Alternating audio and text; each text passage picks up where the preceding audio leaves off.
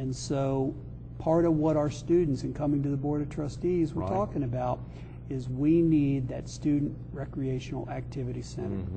And that we've got planned as a $30 million addition to what's currently our Kimball Arena. $30 million. $30 million. Wow. Well, addition. that's retention is critical. So it's that sounds like a small price to pay, even though that's a gigantic number. That sounds like a small price to pay for keeping students here the entire 4-year experience, and of course continuing to have more students transfer over. Hearing you share yesterday that transfers are a big push in recognizing that, whether it's from Horry Georgetown Technical College or from other schools statewide. Hopefully you'll get to the point where some of the other older 4-year institutions in the state are having some of their students come on down to Coastal Carolina University. Well, you have some of the larger institutions, Clemson, for example, that has pretty much capped their enrollment. That's not to say a student who was planning to go to Clemson who may not get in will come to us. We're hoping that we're attractive enough to bring them in. But it is clear that we have been growing and we're going to continue to grow, but we're going to manage that growth. But we need to make sure we have the facilities, the programs, the academic majors. It's not all one single element. Right. 1954 was a big year. The mid-'70s were big. And was it 1993 that the full independence, am I correct? What are the dates there? I mean, Coastal has been obviously around a long time, but really recognizing its independence and growing from the 4-year student population has been for how long? Well, I think in 1974, if my dates are correct, we offered for the first time the 4-year degree. But we were still part of USC at that time. In 1993, we became an independent state institution. So at that time, I think we had maybe 3,000, 3,500 students, if we had that many. Amazing. So we have just had tremendous growth in the past 12, 15 years. Skyrocketed. As we think about, and we think about some peer institutions where they've got alumni that have been around, I mean, four-year institutions where they've had alumni for 100+ years. And so when you've got a relatively young university having just had 4-year alumni from the 70s to present and its independent status since the early 90s, it's really getting alumni involvement is so important. It is important. Part of what we have found is a lot of the folks that got the 4-year degree at USC Coastal, we need to do a better job of making them feel part of Coastal Carolina University. One of the things that we're looking at is giving them an opportunity to have their degrees, their diplomas, recast as Coastal Carolina University. Again, the decision will be up to them. But we're starting, and we started about 4 months ago, where I've talked to my advancement people and I've said once a month I want to be in a different part of the United States looking to start alumni chapters. And we have now been to Atlanta, to Charlotte, to New York. We've got several others that we're targeting, but what we did is we took known addresses and simply looked for concentrations. And it's an opportunity not to say you as an alum come back and see us. I'm going out to see them. And at least once a year I will go out to each of those chapters just to provide updates. But we want to start bringing the people back to the Coastal Carolina University family. Oh yeah, and one of the greatest vehicles, just your website, coastal.edu. When you go in there and you click a drop down and it opens up to 8 more drop downs. It's a very deep site, a lot of great info. As I went in there last week to try to prepare for this week's series of interviews to see even just the daily breakdown of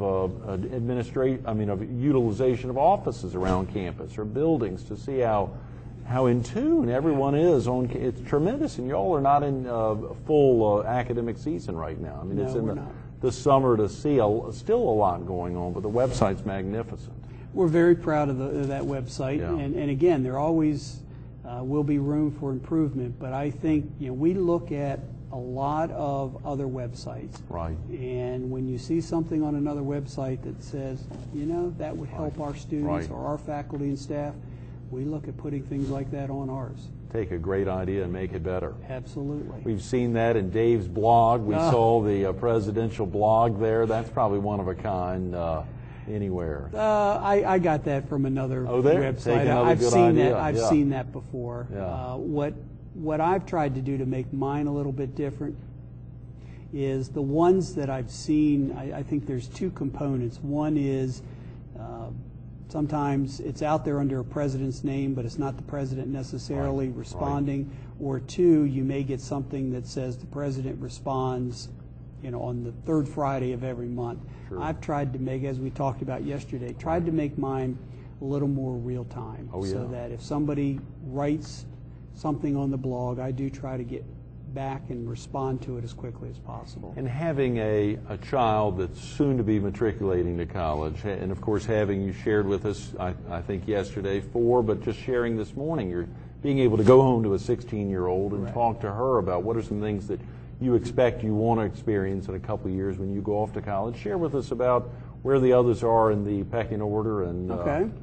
Well, as you mentioned, I have 4 children. I'll start with the oldest. I have a son who's 24, who is, knock on wood, going to graduate from Coastal in December. Congratulations. We're very excited about that opportunity. And I've used that in a couple of different ways in orientation, not to deviate. But, sure. When I talk to parents, one of the things that I say is I not only believe in this university and in the faculty and staff and what they do, but I believe in it enough to entrust my own child here. Right. And I think that resonates well with them. I've always been a person that if I wouldn't put my son or daughter in a classroom, then I wouldn't put yours in. Right. And that's kind of a rule that I follow. So we'll see him graduate in December. Right. My oldest daughter graduated 2 weeks ago from University of North Carolina, Wilmington. Oh, great. Sure. And is looking to come here for our MBA program. Fantastic. So may have 2 of them here at some point in time. The 16-year-old that I mentioned is just finishing up 10th grade. Right. And then I have a daughter who is finishing up 8th grade. So tremendous. 3 daughters and a son. I love it. And your wife's gotten very active in the community. I mean, community, what you shared with us yesterday, clearly communications, number one for you and the administration, but community and making a difference. We talked about the Heart Walk yesterday and you being the chair-elect for the 2009 walk, but to see even your entire family getting involved, your wife in particular, in the community. My wife has been very involved in the community. One, she has a passion for education and she has a passion for children. And looking at ways to combine those, and she has been spearheading a fair amount of her energies lately on continuing what was started several years ago in Women in Philanthropy, of really looking at helping those women who need to come back to school, want to come back to school, but cannot afford to do so, and finding a way to provide scholarships for them. I'm very blessed to have a wife who's as active as she is and is involved. And focused on education. And speaking of education, you talked about the Horry County School Board and its Board of Education, the great addition of Will Garland, even in an interim capacity, but his focus there clearly on the financial side of really making a difference here on campus, but also being focused on the K through 12. Absolutely. Again, there are a lot of synergies that can exist among the 3 education institutions in this area. We just got to find ways to make that a reality. Absolutely. In addition, we're running out of time. We talked about David Bennett yesterday, and he's got a very aggressive schedule coming up in the near term. We talked about Cliff Ellis. We failed to mention Gary Gilmore and some of the other amazing coaches and folks there in the athletic department. A lot going on with Coastal Carolina's athletics right now. There is an awful lot going on, and the problem of when you mention one coach, you almost have to mention all of them. But I think we're at a point in time where Alan Terrell and our golf team is going through the tournaments now. The Big South tournament has started yesterday and will continue through Saturday. Yes. We are knocking on wood, but all the information out there indicates that we've got a very powerful baseball team this year, and we're just so proud of what Gary has done with our baseball team. Absolutely. We were with Coach Bennett about a month and a half ago, focused on his role as the honorary chairman of the March for Babies. It was that day that he just found out that on Halloween of, I think, '09, he'll be playing a rival institution here in the state. But I think later this year, is it Penn State? We open up our 2008 season August 31st at Penn State.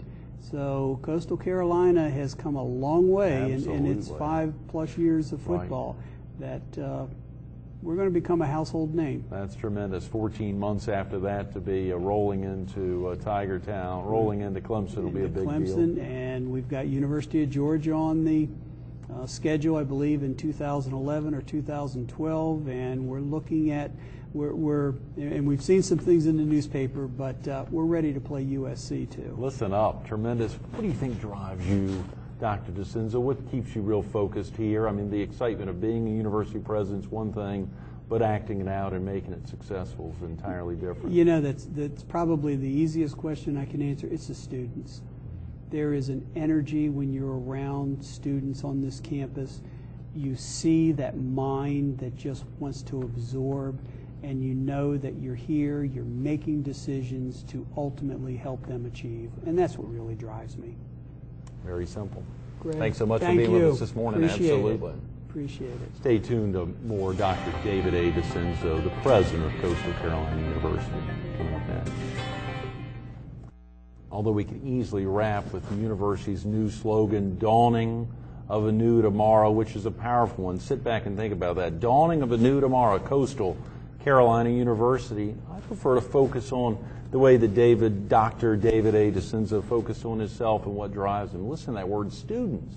Students would be so easy when answering that question to talk about the amazing faculty, which it clearly is, the amazing alumni, which really is a driver, this beautiful campus and everything about it, but to get down to the basics of students. Even just yesterday, when we were talking about athletics, he jumps in quickly. It's not athletics, it's student athletes. Student athletes, that's what drives it. Whether you're 18, 19, 20, he talked about his son wrapping up at age 24. Folks can come, they can start, they can finish at lots of ages, but when you're here on campus and you're in the classroom, you're a student. Unless you're a professor, you're a student. Make a difference. Come out and visit Coastal Carolina University. Drive onto the campus. Visit any of their off-campus locations out of Conway. Travel all around the Strand. You'll recognize that Coastal Carolina University is making a difference. Dawning of a new tomorrow. David A. DeCenzo, thanks so much for being with us this morning. Thank you. I appreciate it. Absolutely.